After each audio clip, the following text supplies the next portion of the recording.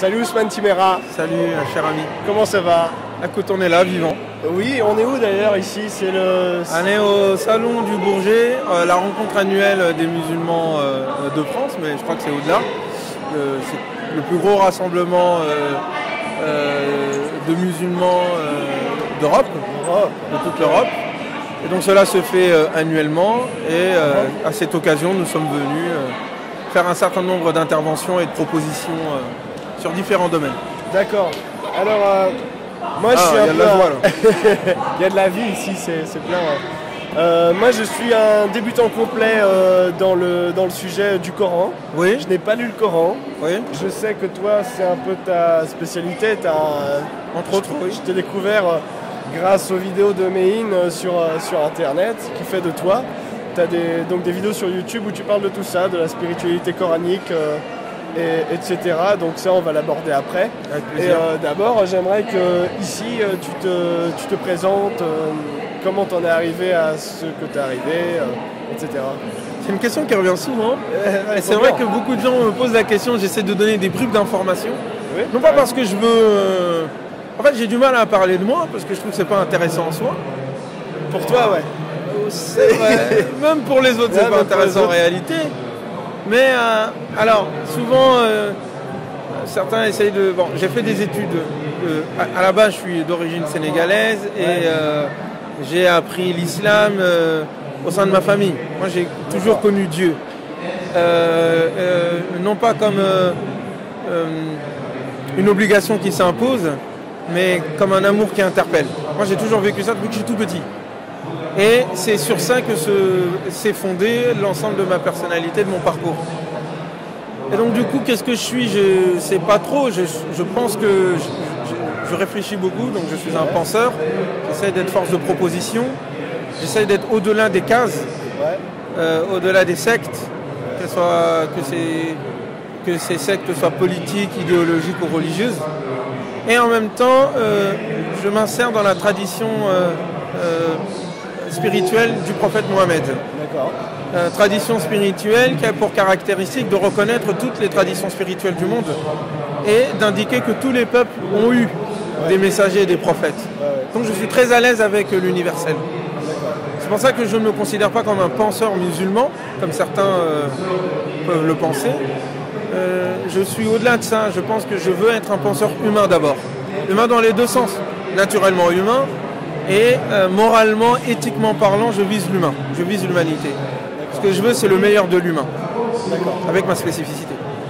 D'accord. Et ta proposition, en tout cas de ce que j'ai retenu un peu de tes interventions que Méhin a filmées, c'est de revenir au texte lui-même et de l'interpréter dans son contexte, le texte en entier du Coran, et ne pas trop vite, ou même ne pas interpréter le Coran et y projeter tout simplement ou l'utiliser. C'est ça. C'est ça. C'est ça, c'est pour ça que je comprends le terme interprétation. Hein. Mais c'est pour ça que je préfère ne pas utiliser ce mot-là et utiliser la terminologie coranique qui est la tadabbur, la méditation. Le Coran nous demande de le méditer. Et il nous indique que le Coran était facilité pour cela. C'est la raison pour laquelle, par exemple, je ne suis pas d'accord avec ceux qui disent que le Coran est difficile et que c'est un texte dur et qu'il ne faut pas, pour connaître l'islam, lire directement le Coran. Je pense qu'il faut commencer par le Coran. Cependant, il faut lire le Coran comme le Coran voudrait qu'on le lise. Et c'est-à-dire être à son écoute, être attentif, poser des questions au Coran quand on le lit. Ne pas se précipiter dans l'interprétation. L'interprétation, c'est le fait de dire la réponse définitive sur le livre. Et donc d'imposer en fait sa réponse et ses limites à soi. Et donc de le lire comme il s'exprime. Et c'est le béaba au fond. Quand on écoute quelqu'un, quand on veut l'écouter, on prend l'ensemble de son propos. On ne prend pas juste des bouts de phrases et puis on en fait ce qu'on veut. Et donc c'est ça que je récuse. Le problème de la pensée musulmane, elle est qu'elle utilise le Coran de manière idéologique. C'est-à-dire elle reprend les interprétations idéologiques des anciens, elle les répète, et ensuite elle présente cela à l'humanité en disant c'est ça le message du Coran, au lieu de remettre en question, qui est le béaba de la philosophie et de la spiritualité, avoir l'humilité de dire que peut-être que ce que nous disons du livre est en deçà de ce qu'est le livre. Et donc de continuer à réfléchir. Et donc de critiquer sa propre production. Et ça, c'est à l'aune d'un cadre. Et c'est pour ça que mon propos ne s'adresse pas seulement aux lecteurs du Coran. Au fond, la révolution, parce que c'est le mot que je veux. Moi, je ne veux pas réformer, je veux révolutionner. Pas dans le sens guillotiner et couper, dans le sens arriver à transcender quelque chose. Créer une nouvelle création, une nouvelle naissance, une nouvelle renaissance, un nouveau renouveau, un changement. Le mot étymologique de révolution, c'est ça. C'est revenir au même, mais ce même n'est plus le même à son retour au moment où il revient. Il y a quelque chose d'autre qui s'est passé. Et donc mon propos, c'est de lire directement la révélation, en la reliant, en l'écoutant attentivement, être silencieux, en regardant son osmose, en reliant les différents passages. Et à chaque fois, il y a une explosion de sens qui se fait. Mais cette explosion de sens, elle reste dans le cadre que le Coran donne et qui est infini. C'est ce que je demande. Et ça amène à un moment donné à renouveler notre vision de la création elle-même. C'est-à-dire lire aussi la création au-delà des interprétations idéologiques qui nous bloquent une meilleure compréhension du monde et de son infini. Donc ce que nous avons fait dans le Coran, en imposant des idéologies, c'est ce que nous avons fait dans notre rapport avec la création, en imposant au regard des idéologies. L'humain est plus grand que les idéologies. L'humain et Dieu est encore plus grand que ce que nous pensons de lui. Donc il faut se transcender, se dépasser. C'est le propre de l'humain. D'accord. Et c'est vrai qu'on peut parler parfois du problème qui est comment on appelle ça? Quand on prend quelques bouts de phrases dans le Coran et que du coup on peut, même quand on l'interprète, quand on dit qu'on l'interprète pas, on dit regardez, il y a tel bout de phrase. Je pense à d'ailleurs Michel Onfray qui a sorti son livre Penser l'islam, et c'est d'ailleurs grâce à cette recherche que j'ai faite sur YouTube de Michel Onfray que j'étais tombé sur... Merci Michel Onfray. Grâce à toi j'ai rencontré Pierre. J'ai vu ta réponse à Michel Onfray donc, sur ses dires. Et donc tu disais oui, il y a du prélèvement. Voilà, le problème c'est qu'il y a du prélèvement. C'est ça. Il y a du prélèvement, mais c'est pas que ça, parce que je comprends Michel Onfray. Ouais. Je suis pas d'accord avec lui. Je comprends ce qu'il dit. Parce que lui, il se base sur ce que les musulmans eux-mêmes disent du Coran. Ah oui, oui. Ouais. Et donc il y a déjà un problème en amont que les musulmans doivent régler. Quelle est la place du Coran dans la pensée? Ouais. Comment le lire et quelle est sa place? S'il faut le lire de manière harmonisée, reliante, être attentif à la précision de ses mots, cela veut dire à un moment donné qu'il faut faire un travail au niveau des traductions. Ouais. Parce qu'aujourd'hui, les traductions sont tributaires de l'interprétation musulmaniste sur le Coran. Donc on impose au Coran un sens qui n'est pas ce que le Coran dit dans le texte. Je donne un exemple. Le passage, par exemple, qui parle du combat. Ouais. Il y a à un moment donné le combat. Donc il dit combattez-les jusqu'à ce qu'il n'y ait plus de fitna. Dans la plupart des traductions, ils mettent quoi? Jusqu'à ce qu'il n'y ait plus d'idolâtrie. Donc ça sous-entend effectivement, et Michel Onfray aura raison en lisant ça, que les musulmans, leur but, ce que le Coran leur demande, c'est de combattre pour éradiquer l'idolâtrie. Alors que c'est l'introduction du mot fitna. En arabe, le mot fitna ne veut pas dire idolâtrie. Ça n'existe pas, c'est une pure invention. Le mot fitna veut dire oppression, veut dire épreuve, veut dire pression et oppression en vue de changer, de faire changer la vie de quelqu'un. Ce qui change tout. Ce qui change complètement tout. C'est que le combat vise à lever l'oppression et pas à la créer contre les autres. Oui, mais il suffit juste de revenir au terme coranique utilisé. Et ça, c'est pas du littéralisme. C'est juste déjà d'être fidèle aux mots, premièrement, et deuxièmement, de voir la manière dont le Coran les utilise. Vous voyez ce que je veux dire? Et c'est pareil sur plein de domaines. D'accord. Malheureusement. Donc le Coran dit déjà tout. Le Coran dit... Tout est dit dans le Coran, il suffit juste de le lire comme il est, quoi. Ça dépend de ce qu'on entend quand tout est dit.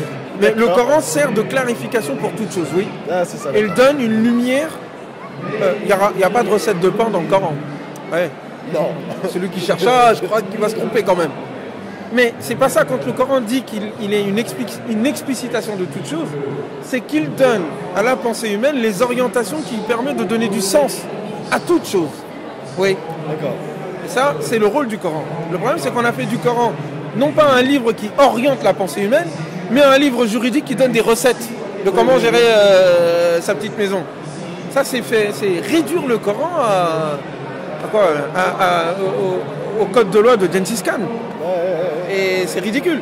C'est pour ça que le discours musulman est problématique quand on dit par exemple la charia, c'est le code de loi des musulmans, c'est faux. Dans le Coran, il n'y a pas de code de loi. Le Coran ne rentre pas dans ces détails-là. Il donne des orientations, il donne des pistes, il donne des finalités. Pourquoi? Parce que le problème humain, c'est pas de faire des lois. Les êtres humains savent faire des lois. Le problème, c'est de fonder les lois. Sur quoi tu fondes les lois? Sur quelle vision? Et comment tu les orientes vers la justice? C'est ça le sujet coranique. D'accord. Alors voilà, moi, messieurs, dames, j'ai pas lu le Coran parce qu'en même temps, j'ai du mal à... Je lis pas l'arabe, je connais pas l'arabe. C'est vrai que c'est problématique. C'est problématique. Mais il y a des solutions. Il y a beaucoup de musulmans qui ne parlent pas arabe. C'est la majorité. C'est la majorité. Et donc, quelle traduction choisir? Parce que tu disais dans tes vidéos, et tu dis généralement une traduction, c'est déjà une interprétation. Non? Bah, là. C'est déjà une interprétation, oui. Et donc l'idée, qu'est-ce qui me permet de cadrer mon interprétation? Faut pas que ça vaille dans tous les sens.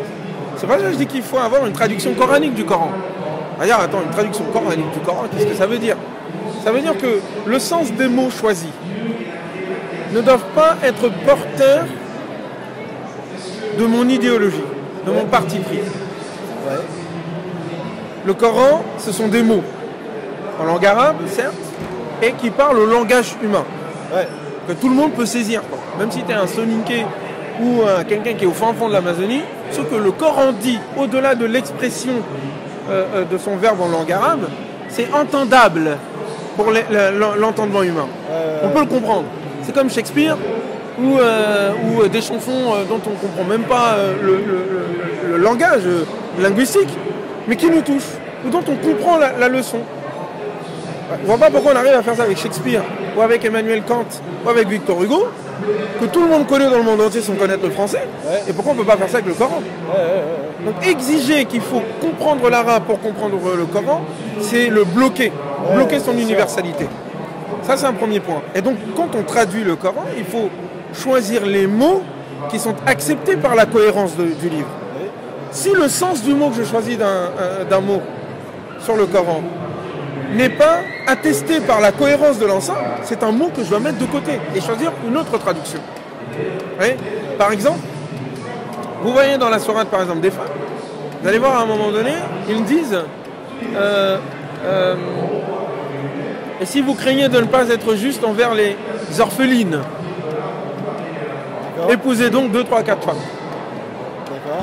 Et ils traduisent par orpheline en disant donc c'est parce que donc il est possible d'épouser l'orpheline, celle que tu as éduquée. Pour ce qui est problématique quand même. Tu as élevé une fille et puis tu finis par l'épouser. Bon bref, je mets ça de côté pour l'instant. Quoique, il y a des gens qui estiment que montrer l'islam, comme par exemple en Iran, c'est de dire qu'il est permis d'épouser une fille de 8 ans, de 9 ans, pour dire on est musulman à fond. Parce qu'il y a quelqu'un qui aurait dit que le prophète l'aurait fait. Ce qui n'est pas vrai, le prophète n'a pas épousé quelqu'un, Aïcha en l'occurrence, à l'âge de 9 ans, elle avait 18 ans, en moins bref, ou de l'affirmer qu'il est possible d'épouser sa pupille parce que l'islam interdirait l'adoption, et donc pour montrer, pour affirmer contre les occidentaux, que nous on a nos spécificités, donc on dit dans la loi qu'on peut épouser une orpheline. Et donc on va traduire ce terme-là dans le Coran, yatama, par orpheline. Alors que le mot en arabe, yatama, veut dire les orphelins de manière générale. D'accord, ok. Donc pourquoi est-ce que le traducteur l'a traduit par orpheline? Parce qu'on lui a raconté une histoire qui dit que Aïcha aurait dit, la femme du prophète, que ces versets-là ont été révélés parce qu'il y avait des hommes qui, voulant s'occuper des orphelins, étaient obligés d'être en interaction avec leur mère, ou à un moment donné tomber amoureux de leur pupille, et donc le Coran leur dit, dans ces cas-là, vous épousez d'autres femmes pour pas épouser ces orphelines dont vous craignez de prendre leur argent. Bon, pour moi, avec tout le respect que j'ai pour ceux qui ont rapporté ce hadith, il n'est pas clair. Et je soupçonne qu'il soit faux. Mais bon, après ça, c'est aux spécialistes de traiter ça. Mais quand je reviens au propos, donc le traducteur avait ça dans la tête, et donc il a traduit le mot yatama par orpheline. Alors que le mot veut dire les orphelins de manière générale, hommes, garçons, filles. Ça c'est un exemple. Donc le terme arabe ne permet pas une telle interprétation, et la cohérence du livre dans son ensemble parle des orphelins de manière générale, donc j'ai pas à réduire ça aux orphelines pour une interprétation que j'ai déjà en tête. Et ça, vous avez plein d'exemples dans le Coran où la traduction est biaisée. Parce que l'interprétation qui était première avant fait qu'on va interpréter les mots pour que ça aille dans notre sens. Alors que le mot ne supporte pas le sens qu'on veut lui faire porter. Donc voilà. Alors justement, mon ami, ce qui m'avait plu dans tes vidéos sur YouTube, c'est que en fait tu mettais l'accent sur le côté permissif du Coran et pas son côté restrictif. C'est ça. Voilà. Exactement, t'as bien compris. T'es un bon là. Ah, t'es dans la voie là. Bientôt tu vas me remplacer là. Alors, si tu peux développer un peu, parce que moi j'ai un peu vu, mais si tu pouvais un tout petit peu développer sur ce point-là, parce que c'est vachement important. C'est très important, surtout dans le contexte dans lequel nous sommes, où il s'agit de contribuer à l'épanouissement du pays, à son développement, et de contribuer à l'héritage de l'humanité. Ouais. Et on ne peut pas contribuer si on est dans une logique de ghetto, dans une logique de fermeture d'esprit, dans une logique où tout est interdit. Ça, c'est pas possible. Et c'est cette logique de ghetto que le Coran reprochait aux gens du livre. Ouais. En leur disant, pourquoi interdisez-vous des choses que Dieu a rendues licites? Ouais. C'est ça le discours coranique. Et que ça soit sur la viande halal, que ça soit sur plein d'autres choses. Le Coran, quand il prend le mot halal, c'est pour dire c'est permis. Alors que nous, quand on dit le mot halal, c'est pour dire c'est interdit sauf si. Ouais. Donc on a complètement inversé la philosophie coranique sur ce sujet. Mais le discours coranique était de dire tout est permis. Parce qu'il y avait en face de lui des gens qui disaient tout est interdit. Et ceux qui disaient tout est interdit faisaient ça pour dominer les églises, les clergés, les rabbins, les prêtres, les imams aujourd'hui, nos politiciens. Enfin, on veut s'amuser à créer des interdictions pour enfermer les gens. Mais pourquoi? Pourquoi est-ce que le Coran est contre cette logique-là? Parce que ça contrevient même à la conception que le Coran a de l'être humain. L'être humain a été créé pour être un dirigeant sur terre, un vice-gérant, un calife. Donc, et celui qui s'était opposé dans l'histoire musulmane, mais même dans d'autres, c'est le diable. Oui, d'accord. Le Coran dit, c'est le diable qui vous pousse à multiplier les interdictions. Alors que Dieu dit tout vous est permis. Le diable, ce qu'il veut, c'est vous emprisonner pour vous dominer. Alors qu'on n'y croit pas, moi je m'en fiche de ça. Moi j'y crois. Mais la logique d'Iblis, la logique du diable, la logique de la domination, c'est de multiplier les interdictions. Le Coran, voulant libérer les êtres humains pour en faire des véritables califes, dit non. Tout est licite. Le monde a été créé pour vous. C'est un cadeau, c'est un don. Mangez ce que vous voulez de bon et de licite. C'est ce qu'il dit. Et l'interdit est restrictif. On le compte sur les doigts de la main. Ah ouais, d'accord. Il y a 4 interdictions là, alimentaires par exemple. Il n'y en a que 4. Pas autre chose. Et même ce que nous on entend par dire il faut égorger, pas égorger, dire bismillah et tout. Donc en fait c'est une viande cachère qu'on est en train de faire. La cachérisation c'est quoi? C'est de dire que toutes les viandes sont interdites, toutes les nourritures sont interdites, sauf ce qu'on a rendu licite par le rabbin qui vient dire la baraka et compagnie d'eux. C'est la même chose que les musulmans ont fini par faire. Donc juste ça aurait dû nous dire, attends, il y a un problème là. Parce qu'à la base, en islam, tout est licite, sauf ce qui est interdit. Et l'interdit, il n'est stipulé que par le Coran lui-même et par le prophète Mohammed. En dehors de ça, ni savants, ni alim, ni je ne sais pas qui, n'a le droit d'interdire quelque chose qui n'est pas interdit. Donc quand vous avez cette vision-là, vous êtes libéré. Vous avez une ouverture d'esprit. Vous n'êtes pas dans le contrôle et dans la crainte de la limite. Vous êtes dans la confiance du don et du cadeau qui vous a été donné. Et les limites ne sont données que pour mieux profiter de ces dons. C'est tout. Donc, voilà. D'accord. Et alors justement, ce que j'avais aussi beaucoup aimé dans tes vidéos, c'est que quand je t'ai découvert, la première vidéo que j'ai vue, je crois que c'était un jour de la Saint-Valentin, où tu faisais un discours sur les femmes. Ah. Et tu faisais, c'était complètement poétique, on aurait dit une improvisation poétique et pleine d'amour pour les femmes et tout ça. Alors que, mais il y en a, dont moi, moi le premier, on reste beaucoup au niveau du cliché sur le Coran et tout ça, sur ce que disent les médias, sur ce que disent même les penseurs et tout ça. Qu'est-ce que tu as à dire là-dessus, sur ce sujet des femmes d'abord? Je dis qu'il y a un long travail à faire. D'accord, ok. Beaucoup de travail à faire parce qu'on confond les coutumes africaines, orientales, indiennes et autres, locales en tous les cas, avec les principes du Coran. Et encore une fois, on est face à l'interprétation qui prévaut dans notre lecture du Coran lui-même. Mais de manière générale, ce que le Coran dit, il dit que l'homme et la femme sont issus de la même cellule. C'est qu'à la base, l'homme et la femme faisaient un. C'est pas la femme qui est créée à partir de la côte d'Adam, comme la Bible le dit, et que les musulmans ont récupéré. Non, ouais, l'homme, la femme est une côte. Elle est tordue, c'est ce que les musulmans disent. Hein. Et à partir d'un hadith. Donc des propos prêtés au prophète, alayhi salatu wassalam. Je pense que le prophète n'a pas dit ça. Genre, si jamais elle est tordue de naissance, si tu essayes de la rendre droite, tu vas la casser. Mais il faut que tu la laisses comme ça. Ta femme, elle est tordue. Ma mère est tordue. Mes fils, c'est quoi cette affaire? Donc c'est ça, c'est une conception judéo-chrétienne. Judéo-chrétienne elle-même influencée par d'autres conceptions d'avant qui avaient une vision matiste sur la femme. Et c'est ça qu'on a récupéré. Et c'est ça qui est présent. Mais quand on lit le Coran, il vient répondre à cette question. Quand on se posait la question de savoir est-ce que la femme est un être humain, dit non. L'homme et la femme sont issus du même être, qui était ni mâle, ni féminin, ni femelle. Et que c'est de cet être unique que l'homme et la femme sont issus.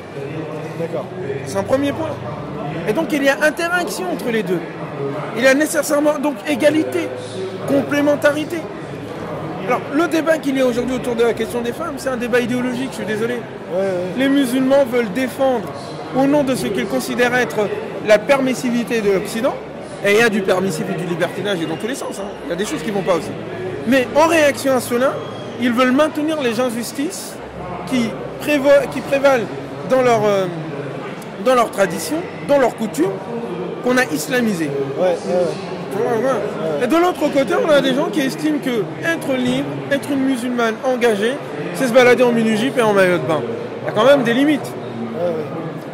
Donc il faut aller au-delà. Mais quand on entend le point de vue coranique sur les femmes, mais pas sur les femmes, c'est sur l'humain, homme-femme, on en parle avec des termes magnifiques.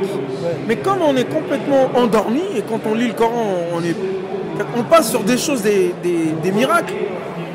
C'est comme tes meubles chez toi, tu ne les vois que lorsqu'ils ne sont plus là. Mais non, on a tellement lu le Coran qu'à la fin, on ne fait plus attention. Quand il dit « Vous êtes les uns issus des autres, hommes et femmes », je ne fais pas de différence dans la récompense que je vous donne. Pourquoi? Parce que vous êtes les uns issus des autres. Ou alors quand il dit « Elles sont pour vous », quand il parle de la relation du besoin des hommes pour les femmes et du besoin des femmes pour les hommes, et c'est normal et c'est naturel. Il dit « Elles sont pour vous un vêtement et vous êtes pour elles un vêtement ». C'est magnifique. C'est magnifique. Ah, je ne sais pas si c'est poétique ou autre chose, c'est pas ça qui m'intéresse, mais c'est magnifique. En fait, c'est comment promouvoir l'égalité entre les hommes et les femmes, tout en permettant leur spécificité qui permet la fécondité. Et si les hommes deviennent des femmes, il n'y a plus de fécondité possible. Si les femmes deviennent des hommes, il n'y a plus de fécondité possible. Il faut qu'il y ait une différence. Mais cette différence doit être symbiotique. C'est-à-dire que les hommes et les femmes sont à la fois un et en même temps différents. C'est ce qui permet la rencontre. Et ça, c'est ce que le Coran m'a enseigné. C'est vachement d'actualité. Surtout en ce moment, avec ce qui se passe à l'Assemblée nationale, ça montre aussi l'hypocrisie dans laquelle nous baignons. Le débat sur le voile ou sur l'égalité des femmes, si on veut véritablement l'égalité des femmes, hein, pas juste en faire un moyen idéologique de se taper dessus. Votons en France l'égalité des salaires, rendant obligatoire la parité égalitaire, 50-50%. Oui. Permettons aux femmes d'avoir d'affirmer leur féminité tout en étant l'égal des hommes. Et de ne pas faire des femmes, derrière le mot égalité, l'idée de soit gommer leur féminité, soit de faire leur féminité un moyen de séduction. Parce qu'au fond, c'est ce qui s'est passé avec la Révolution française. On a une citoyenneté abstraite, mais qui de fait est celle des hommes, pour les hommes. Et puis tout ce qui n'est pas dans ce modèle-là, qu'on dit être abstrait, on l'a éliminé. Le noir, les petits, les femmes, et tous ceux qui sont les pauvres. Alors, on dit égalitaire, mais égalitaire dans le sens il faut qu'on soit les mêmes. Mais comme il est impossible aux hommes et aux femmes d'être les mêmes, Donc du coup, il y a une discrimination qui se fait, tout en éliminant la question des femmes en disant « nous, on est pour l'égalité ». Vous voyez ce que je veux dire? Le fond du débat, il est ici. Et le problème que pose le voile islamique, je l'ai déjà dit à plusieurs reprises, je pense qu'il faut, et je ferai une vidéo là-dessus, moi je me ferai trucider, mais c'est pas grave. Qu'est-ce que le Coran dit exactement de ce sujet-là? Bon, mais indépendamment de ce qu'on pense théologiquement, on est d'accord, pas d'accord. Il y a des femmes qui pensent que c'est une obligation, il faut porter. Ah, elles le portent. Ou il y en a même qui pensent qu'il ne faut pas le porter, j'en connais aussi, qui pensent que coraniquement c'est pas fondé, mais qui le portent quand même parce que culturellement c'est comme ça qu'elles sont à l'aise. Tant mieux, ça me dérange pas. Ouais. Donc le problème ici en France, c'est que le voile dit islamique pose le problème de la présence des femmes dans la société, au-delà de l'aspect de séduction existant entre les hommes et les femmes. Ouais. C'est pour ça que du point de vue français, c'est pas si grave que ça, au fond, d'avoir des relations de séduction avec une femme et d'essayer d'être un dragueur lourd. Regardez les commentaires qu'il faisait à l'époque avec DSK. Au début, avant que ça prenne de l'ampleur, non mais c'est pas grave, il aime les femmes, c'est sa manière à lui d'exprimer l'amour. Tu exprimes ton amour des femmes en tapant sur les fesses. Ça, c'est ce que notre ministre Sapin a fait. Qu'est-ce qu'il a il a claqué l'élastique d'une culotte d'une femme. Et c'est passé crème. Et après on se pose des questions, pourquoi est-ce qu'il y a des harcèlements sexuels? Donc la présence musulmane pose la question, au fond, ce qui dérange, c'est qu'on a des femmes qui sont là, qui sont présentes, mais pas sous l'aspect de la séduction seulement. Je dis pas que les autres femmes qui ne portent pas le voile sont dans cet aspect-là, non. Mais je dis que le questionnement qui est posé autour du voile, il sous-entend ça aussi. C'est pas juste la spécificité du voile, etc. Les nonnes, elles portaient le voile, ça n'a pas fait autant d'histoire. Elles continuent à porter des voiles, les nonnes. Bon, ça ne fait pas d'histoire que je sache. Pourquoi est-ce que c'est le côté musulman qui pose problème? Moi, je pense que ça sous-entend d'autres choses qu'il faut questionner. Mais au-delà de ça, les musulmans se doivent de faire un travail sur leur interprétation. Les musulmans, au nom de la différence entre les hommes et les femmes, au fond, disent l'inégalité. C'est parce qu'on est différents, donc ils sont inégaux. De l'autre côté, les occidentaux disent, au nom de l'égalité humaine entre les hommes et les femmes, disent qu'il n'y a pas de différence. Ce sont deux extrêmes qu'il faut éviter. Il y a unité et il y a complémentarité. Et la complémentarité ne veut pas dire qu'il n'y a pas d'égalité. Et toi et moi, on n'est pas égaux en termes de gènes, en termes de taille, en termes de plein de choses. Pourtant, on est égaux. Voilà. Mais donc, quand on parle d'égalité, on ne parle pas de la différence physique. On parle de l'égalité de principe, l'égalité de salaire, l'égalité de traitement. Donc, c'est pas parce que tu es une femme que tu dois être moins traité qu'un homme. Et je ne comprends même pas comment des gens qui croient en Dieu, l'unique juste, peuvent accepter l'idée que parce qu'une femme est femme, elle est inférieure à l'homme. C'est pas juste ça. Hein. Dieu ne peut pas faire d'injustice. Donc la conception qu'on a de Dieu, à un moment donné, doit être questionnée quant aux interprétations que nous avons du Coran. Ouais. Quand le Coran parle de certaines différences, il dit qu'il y a des différences entre les hommes et les femmes. Très bien. Est-ce que ce sont des différences qui fondent l'inégalité, alors que le Coran, dans d'autres endroits, stipule que les hommes et les femmes, le meilleur d'entre eux, c'est celui qui est le plus pieux, c'est tout. Alors on dit, ouais, mais les autres passages qui parlent de l'héritage, qui font qu'un frère doit avoir 2 fois plus de parts que sa sœur, ou les autres endroits qui diraient par exemple qu'un homme peut frapper sa femme, ou d'autres endroits qui disent que l'homme serait prédominant, supérieur, ou sont supérieurs que les femmes. Là, je reviens sur mon propos, quand on regarde le terme coranique, les mots, on se rend compte qu'il y a une surinterprétation premièrement. Et deuxièmement, même quand il parle de ces règles différentes concernant les femmes, ça n'est pas fondé sur l'inégalité, c'est fondé sur la spécificité de chacun. Et je donnais cet exemple-là. Il y a des choses qui sont adressées aux riches. Ça ne veut pas dire qu'ils pensent que les riches sont supérieurs aux pauvres. Ça veut dire pour les questions d'argent, il faut s'adresser aux riches. Les pauvres, voilà, eux ils subissent. Quand ils s'adressent aux hommes par rapport aux femmes, c'est pas pour dire que les hommes sont supérieurs aux femmes. C'est pour dire que le problème c'était les hommes et qu'il faut s'adresser à eux pour qu'ils se calment par rapport aux femmes. voyez ce que je veux dire? Mais l'interprétation mathiste des musulmans, et surtout orientale, va prendre ce passage-là. Donc, il s'adresse aux hommes pour émanciper les femmes. On va dire, vous voyez, comme il s'adresse aux hommes, ça veut dire les hommes sont supérieurs. C'est pas ça qu'il dit. Et même quand il dit le partage des biens, de l'héritage, ben, il donne la raison plus loin. On dit parce que les hommes ont la charge de bien-être des femmes. Qu'on nous on a traduit comme les hommes sont supérieurs. Vous voyez?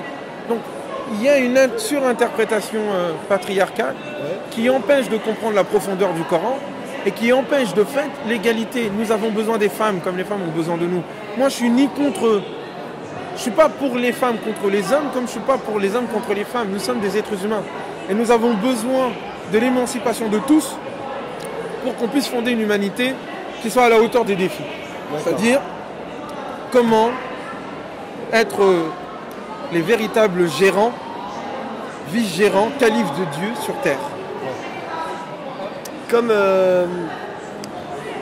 Comme en fait avec les vidéos qu'a fait Mail sur toi sur YouTube, tu traites déjà de plein de sujets différents. Je renvoie les gens à ces vidéos sur YouTube. Mais il y en a un que je t'ai pas vu aborder longuement, en tout cas, approfondir. C'est quelle vision de l'univers, de façon très générale, le Coran t'a enseigné. Alors je te demande pas de me faire une longue conférence, mais qu'est-ce que tu peux nous en dire? Ce que je vois en tout cas du Coran, quand il parle de l'univers, c'est que cet univers est un tout qui a une conscience. Une conscience, la conscience d'être une création divine, la conscience du divin qui est au-delà, et qui fait que tout l'univers chante la gloire de Dieu. Chante, ils dansent. Ils sont en symphonie, ils sont en transcendance, en transe pour Dieu, subhanahu wa ta'ala. Et que de cette transe, de cette conscience de la transcendance divine, naît l'interdépendance de tout le cosmos, que tout est relié. Et que tout est relié tout en étant différent. Au fond, chaque partie de l'univers a sa propre partition. Mais que l'ensemble de ces partitions fondent un orchestre universel et cosmique. Et donc ça a un impact sur l'ensemble de ce qui se trouve dans la création. Son osmose, son ordre, son alternance du jour et de la nuit, l'interaction entre la mort et la vie, l'interaction entre le mâle et le femelle, qui fondent ensuite la diversité de la création et son infini. Tout cela provient de cet amour du cosmos, de la création vers le divin qui continue de créer. La création est infinie parce que Dieu n'a pas terminé de créer. La création est là. Donc la vision que m'offre le Coran du monde, c'est que le monde n'est pas figé, que Dieu ne s'est pas arrêté de créer. C'est pas genre c'est un horloger, il a mis les boutons, ensuite il roule tout seul. Non, non, non, non. Et l'image que j'ai souvent, quand le Coran parle du fait que Dieu est le Rabb de l'univers, qu'on traduit par Seigneur de l'univers, moi je dirais éducateur de l'univers, développeur de l'univers. C'est comme un jardinier avec une fleur.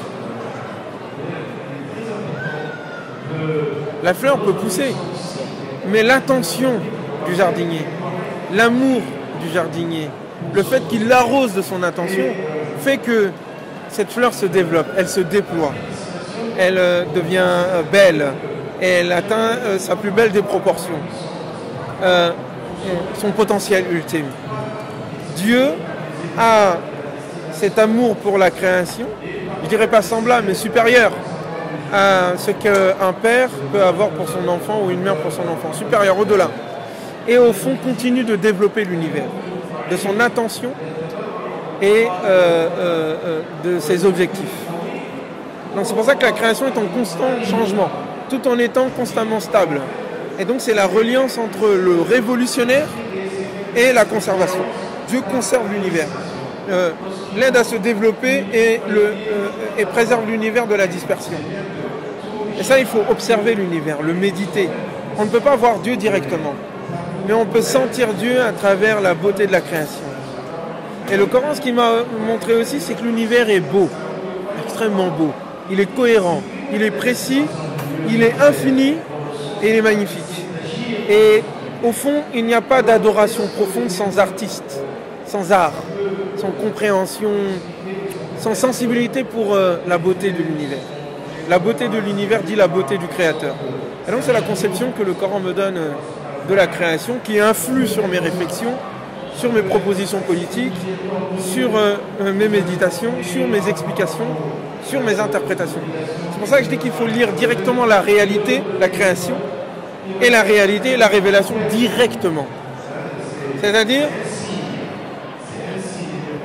à ce moment où la création comme la révélation sont encore porteuses de la fraîcheur matinale du divin qui les a créés. Sinon, on respire de l'air pollué. Voilà, c'est un peu ce que je pense du Coran. Et c'est ce qui m'a appris. J'ai envie de rien dire après ce que tu as dit, mais j'aimerais juste savoir, est-ce que c'est juste innocent le fait que tu aies parlé de rythme, d'orchestre, de symphonie en parlant de l'univers? Est-ce que c'est le Coran qui enseigne ça? C'est ce que je comprends du Coran. Ce que tu comprends. Cette vision musicale du monde m'intéresse beaucoup. Mais qu'est-ce que la musique? C'est ça qu'il faut... Qu'est-ce que le mouvement? Qu'est-ce que la musique? Qu'est-ce que la transcendance? Ouais. À nos niveaux, à nous, on dira c'est différent. À un niveau cosmique, c'est la même chose. L'ordre de l'univers est lié à cette danse cosmique. L'univers est en mouvement constant. Le Coran, par exemple, utilise le terme, la racine sabaha.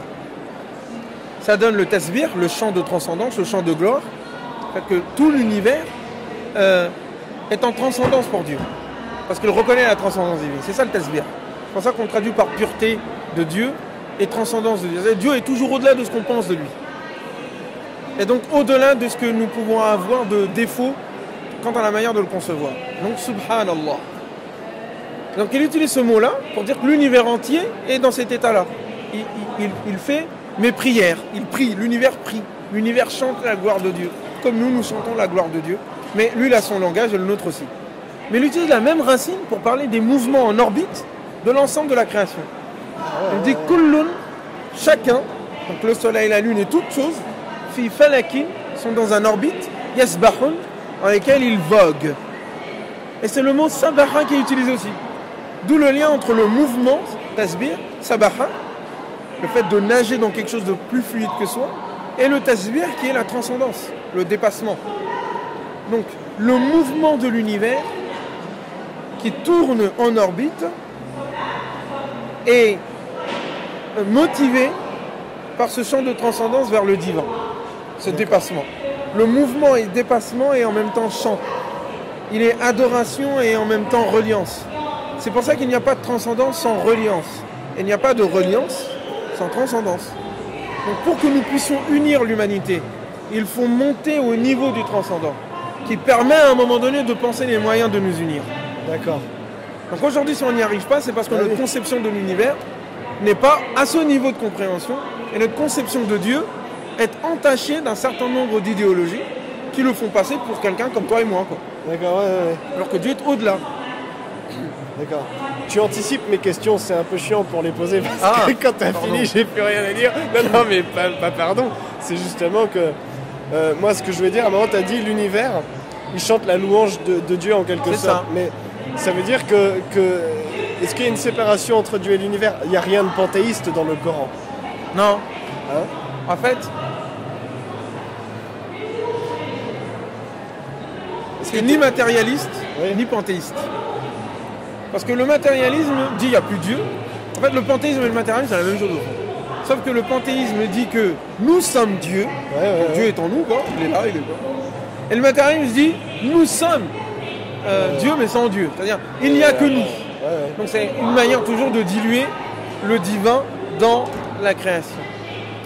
Le Coran dit que le transcendant, tout transcendant est au-delà de l'univers. Donc il ne peut pas, effectivement, se fondre, s'incarner dans un fils. L'idolâtrie, c'est quoi? C'est le fait d'incarner ou d'enfermer l'idéal dans une idée particulière, une idole. Après, ça prend plusieurs formes. Et l'être humain ne peut pas évoluer s'il pense que l'idéal est en lui. Et qu'il est l'idéal. Tu ne peux pas te dépasser si tu penses que tu n'as plus de limites. Pour dépasser les limites, il faut que tu saches qu'il y a des limites. Et quand tu es conscient de tes limites, tu peux les dépasser. Et donc, il faut avoir une idée de ce qui est au-delà. Donc, Dieu. Bon. Mais, donc, Dieu est complètement séparé. C'est-à-dire, ils ne se font pas dans sa création. Mais en même temps, Dieu, la création est reliée à Dieu. La relation avec Dieu, elle n'est pas coupée. Donc, l'idée, c'est comment dire le transcendant tout en affirmant la relation. C'est un peu compliqué. En tout cas, intellectuellement, ça paraît paradoxal. C'est ça, c'est la conception du divin que le Coran propose qui permet cette compréhension et cette non-dichotomie. Tu vois ? Dieu est décrit dans le Coran comme étant plus proche que toi et moi de notre propre cœur. C'est qu'il est là. Mais en même temps, il est là, ça ne veut pas dire il est là, je l'ai attrapé. Et en même temps, il dit il est le tout transcendant que personne ne peut voir, que personne ne peut décrire, qui est au-delà de ce que vous pouvez imaginer. Ouais. Et il dit il est l'apparent, le clair, l'évident. C'est qu'il est là. Donc on dira c'est panthéiste. Bah oui. Non, il dit il y a le batin aussi, le caché. Personne ne peut voir. C'est évident et caché à la fois. Dieu est là. Donc ça veut dire que c'est une conception de Dieu qui fait que on a une idée de Dieu qui doit à chaque fois se dépasser. Et en même temps, cette proximité avec le divin qui nous donne les moyens d'avoir une idée de lui. Tout est là en fait. C'est ça la complexité. Et le problème, c'est que les êtres humains sont tombés dans des extrêmes à chaque fois. Ouais. Soit Dieu, il est là comme nous, soit il est complètement abstrait et du coup, il n'existe même plus. Non. Il est au-delà et proche. Il est présent, toujours créateur, toujours acteur dans la création. Mais une action qui est subtile, qui n'est pas telle que nous le concevons.